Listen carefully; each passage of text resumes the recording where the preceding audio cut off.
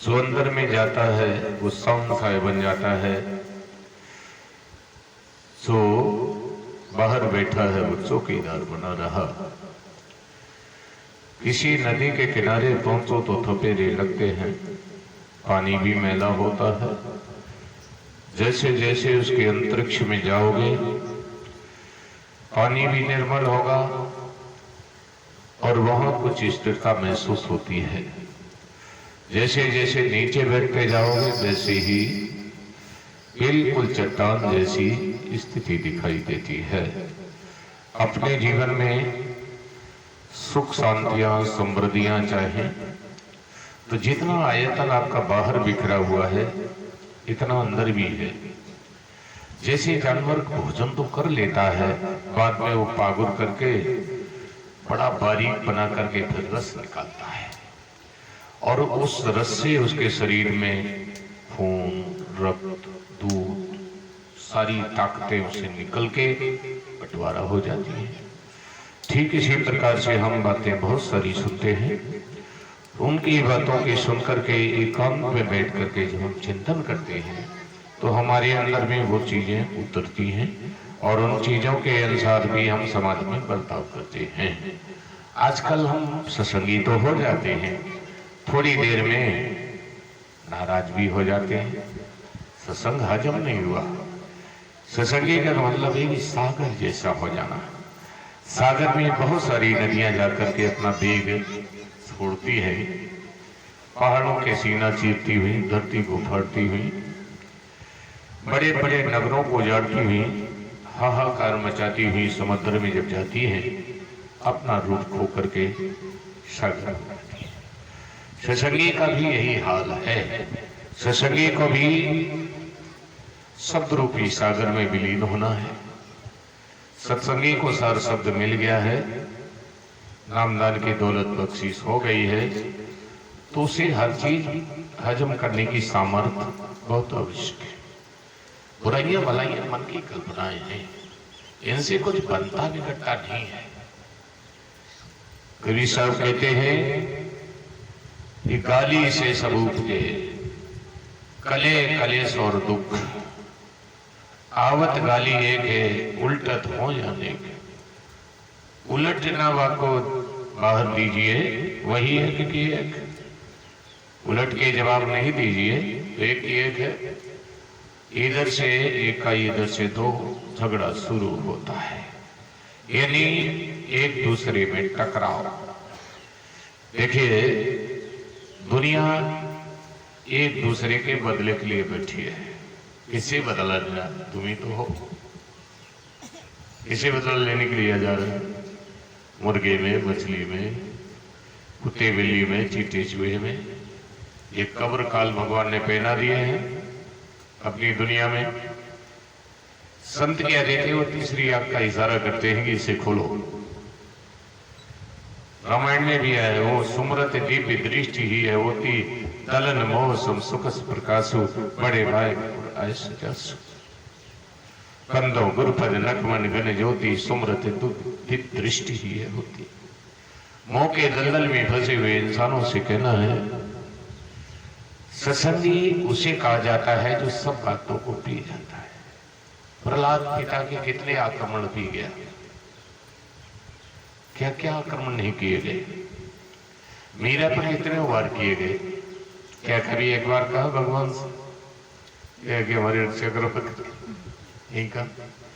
सहज में ठीक है आप करते हो, आपका स्वभाव। गांव में कोई बुराई करता है तो हमारे प्रेमी हमसे कहते हैं क्या करें, आपको दुख लगता है, आप सहन करिए। यही समाज की ताना है, यही समाज दे सकता है। सीता के साथ क्या किया समाज ने? आज सीताराम सीताराम बोल रहे हैं, क्या किया? देखो, मुड़ के देखो ना। सीता के साथ वही किया। सीता रावण की घरी, रावण को इच्छा नहीं था। क्या किया होगा कौन जानता। कुछ लोग बोले वहां परीक्षा हुई, अग्नि में से निकाली, बोले थे कौन वहां? अयोध्या का कोई था, उनके भाई थे, उनके नौकर चाकर सेवक थे, वे तो उन्हीं की बात कहेंगे, मैं नहीं मानता। नहीं मानता तो राम जी बोले ठीक है, नहीं मानते। बोले क्या ये कोई बात है? कभी पत्नी रख ली, राजा है, दूसरी शादी कर। अब बताइए, मूर्ख के मुख बम्ब है, निक्षत वचन भुवंग, आकियो सदमौन है विष्णु व्यापय। मूर्ख मिले मौन हो रही है, ज्ञानी सो ज्ञानी मिले दो दो हो में बात। तो ज्ञानी से ज्ञानी मिले फिर तो धोल पट्टी होती है। इसीलिए कहते हैं ज्ञानी से ज्ञानी मिले रस की लूट में लूट, और ज्ञानी से ज्ञानी मिले हो गए माथा कूट। मतलब बच्ची आपके अंदर ज्ञान है और एक अनजान है। अनजान की आंख बंद है, तुम्हारी आंख खुली है, तुम्हें दिखता है, अंधा है, नहीं दिखता। अंधे से टकराना नहीं है, वो तो बकवास पड़ेगा। दिखता नहीं कि तुम्हें दिखाई देता है। तो हमें सभी को ये देखना है, समाज के लोग थोड़े दान या मद या मौका पाकर के बोरा जाते हैं। वे समाज के उन व्यक्तियों को भी नहीं बकसते जो समाज के कल्याण के लिए आए हैं। लेकिन राम जी समाज के कल्याण के लिए आए। राम सीता को साथ में नहीं रहने दिया, नहीं रहने दिया। सीता वनवासिनी बना दी दोबारा। राम जी राजा बन गए। अब ढोलक की गा बजा के राम जी को बुलाए, तो राम जी क्या करेंगे आगे? राम जी कहेंगे फिर तुमने हमारे साथ बर्ताव अच्छा नहीं किया। कृष्ण जी के साथ भी कोई अच्छा काम नहीं हुआ। कृष्ण जी को जी द्वारका में भगा दिया। एक बार नहीं 17 बार चढ़ाई की, जीना मुश्किल कर दिया। समंदर में 125 साल के लिए जगह खाली कराई और वहां कुछ समय तक अपना वक्त बिताया। फिर भी उन्होंने सारे समाज को अच्छी दिशा दी। सज्जन व्यक्ति कभी अपनी किसी के साथ गलत नहीं करता। कोई आगे चले तो ठीक है, नहीं चले तो वो अपना सिद्धांत छोड़ता नहीं। राम जी ने किसी को कुछ गलत थोड़ी कहा। लोग कहते रहे राम जी ने सीता को छुड़वा दिया। छुड़वाने के बाद कुछ दिन बाद उन्होंने एहसास होने लगा। आदमी पश्चाताप करता है, सोचने लगा सीता के साथ मैंने अच्छा नहीं किया, ऐसा नहीं करना चाहिए। राम जी से कहा सीता को वापस लाओ। अब बताओ ढूंढ के फिर कहीं से वापस लाओ। राम जी बोले अब तो ऐसा नहीं हो सकता। बोले नहीं होगा तो मैं आपको सम्मान नहीं करेंगे, राजा नहीं मानेंगे। हम अपनी गलती की गुनाहों की गठरी उनके सामने रख करके क्षमा मांगेंगे। देखो आदमी का विचार बदलता रहता है। आदमी जैसे हवा एक साथ एक नहीं चलती, कभी पूर्वाई कभी पश्चिम और कभी कभी उत्तरारी चलती है। दिशाओं में हवाएं बदलती रहती है, ऐसे आदमी के विचार बदलते रहते हैं। लेकिन सत्संगी एक धारा में बंधा होता है, वो नाम की धारा में बंधा है। उसकी कोई विचारधारा किसी प्रकार से कभी भी बदलती नहीं। वो एक जैसा रहता, वो एक रस रहता, उसकी जीवन एक रस है। जैसे पति बेटा नारी हो, एक नाचने वाली। फर्क कितना है? पति बेटा एक जगह संतुष्ट हो जाती है और नाचने वाली हजारों को पति बना करके भी बांध रह जाती है। इसी प्रकार से उसका लास्ट में कोई आदर नहीं करता है। जब तक उसकी सुंदरता रहती है, शरीर सुंदर है, लोग उसे सम्मान देते हैं। जब उसे बुढ़ापा आता है वो पूछता नहीं है। पति बेटा सारे जीवन सुख पाती है। सत्संगी हर समय सुख पाता है और कुसंगी उतनी देर सुख पाता है जब तक इसकी लड़ाई इससे, उसकी बुराई उससे करता रहता, उसी मौज लूटता रहता। और थोड़ी देर बाद उसका कोई साथी नहीं रहता, उसके सारे सुख भी उसका साथ छोड़ देते हैं। सत्संगी को अपनी स्थिति कभी भी किसी काल में कुसंगियों की ओर नहीं जाने देना चाहिए। वो सत्संगी के साथ सुख किसी के कहने पर भी चल जाए नहीं।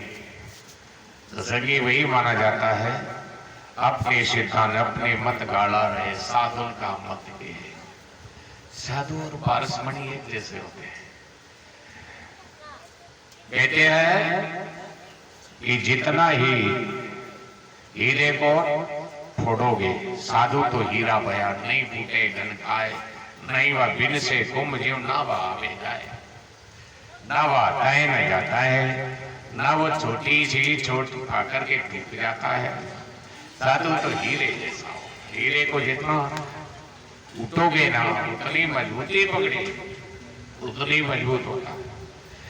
इसीलिए हमें सभी को चाहिए, सत्संगियों को चाहिए ये अपने स्वरूप का ध्यान करके सभी को वही अमृत बांट करके सभी को निहाल करें।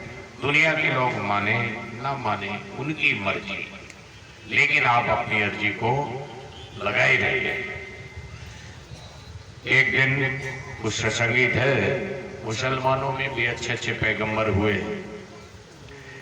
एक मंसूर नाम के मियाँ पैदा हुए, अच्छे पैगंबर थे। वो जब शरीर को छोड़ने लगे उसी से रोने लगे, कहने लगे गुरुजी आप चले जाएंगे हम क्या करेंगे? नहीं मैं जाता नहीं। साधु जब तक शरीर में रहता तब तक एक सीमा बनती है, जिस दिन उसका शरीर छूटता है उसी दिन वो सबकी आत्मा में बैठ जाता है, सभी का। देख लीजिए महापुरुष जितने भी आए जब तक वो जिंदे रहे तब पूजा कम हुई, जब वो चले गए तब उनकी पूजा घर घर में होने लगी, फिर उनकी बहुत ज्यादा ही मानता हो गई। जब जब महापुरुष धरती पर रहता है तब तक उसके गुण और दोष दिखाई देते हैं, जब वो दुनिया से छोड़ के चल देता है तो उसकी अच्छाई दिखाई जाती है। अच्छा परमार्थ कैसे बनेगा? सभी प्रेमियों से कहना है परमार्थी कैसे बनो। एक बार एक बच्चा एक गांव में रहता, एक राजा हाथी पे जा रहा, हाथी पे बैठ के राजा को देख के बच्चे ने कहा माता जी इस राजा से हम बात करेंगे। माता जी बोले ठहरो, ऐसे नहीं बात होती, बड़े लोग बड़े से बात करते हैं, तुम छोटे हो, तुम्हारे पास इतना पैसा भी नहीं है तो कहीं रिश्वत दे करके मिल लो। ऐसा करो राजा को पता लगाओ इसकी सेवा कहाँ चल रही है, सेवा कहाँ चल रही है देखो।